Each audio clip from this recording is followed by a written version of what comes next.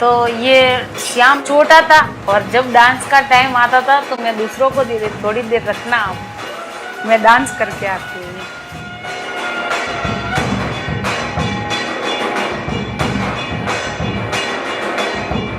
कोई लोग बोलते हैं ये क्या है, ये डांस करने वाली है, लेकिन ये हर किसी से नहीं होता, इसमें बहुत मेहनत है। आज भाभी जी करते वो मटके वाला 11 मटके लेके, तो वो मतलब 10-15 मिनट का ही है, लेकिन वो सिर से पसीना ठेठ पैर तलक आ जाता है। कांच छोटे छोटे होते हैं, कभी कभी लग भी जाता है तो वापस निकाल देते, 2 दिन में ठीक हो जाता है वापस।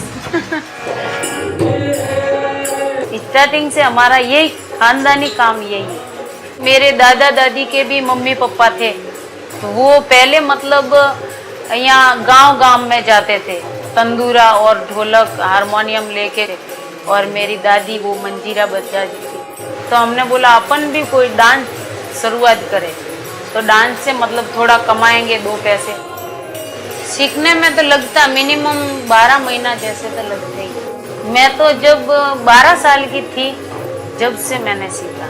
मेरी मम्मी मतलब ये 13 ताल करती थी, फिर मेरे छोटे छोटे मंजीरे बना के दिए मुझे, तो मैं पूरे दिन ऐसे ऐसे ऐसे ऐसे बजाती रहती थी। 9 मंजीरे पैर के बांधते और 2 हाथ में रहते और 2 यहाँ पे आते, एक यहाँ पे बांधते थे पहले, तो वो अलग अलग तरीकों से बजाया जाता है। 13 ढंग से पूरा, बैठ के भी बजाते, सो के भी बजाते, मुंह में तलवार लेके भी बजाते और पैरों के भी बजाते। स्कूल जाती थी मैं, लेकिन दादाजी कहीं बाहर ले जाते थे, फिर मुझे खाने का बाहर घूमने का अच्छा लगा, तो फिर मैंने बोला यहाँ पढ़े कौन करेगा, बाहर अच्छा है।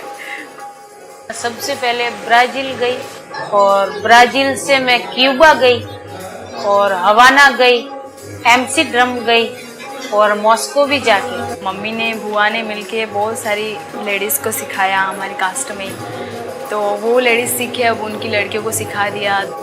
कोई लड़कियां होती हैं वो ये सोचते हैं कि यार क्या है, नाचने वाली हूँ, हमारे जैसा डांस नहीं करते, तो इनको पता नहीं है कि डांस क्या चीज़ होती है। मैं 7th क्लास में थी तब से मैंने शुरू किया था, उदयपुर में ही आके शुरू किया था, बागोर की हवेली से। 50 रुपये मेरी सैलरी थी एक दिन की, बंद करके कमरा पूरा, और अकेली करती थी, घड़ा लेके बैलेंस बनाती थी। 1 साल में तो पूरी परफेक्ट हो गई। बागोर की हवेली में 2-3 बार सीखने के बाद भी गिराया था, तो थोड़ा सा बैलेंस बिगड़ गया था, दोनों लोटे नीचे गिर गए थे। दूसरी बार जाने का ही मन नहीं कर रहा था, स्टेज पे जाऊंगी नहीं अब सोच के रखा था, पर अब तो आदत हो चुकी है, भले कितनी भी पब्लिक होगी तो भी डांस कर लूँगी। टीचर बोलते हैं कि यार इतनी अच्छी मतलब डांसर्स है और इतने बड़े बड़े स्टेज पे परफॉर्मेंस कर चुकी है, तो बहुत ही अच्छा लगता है।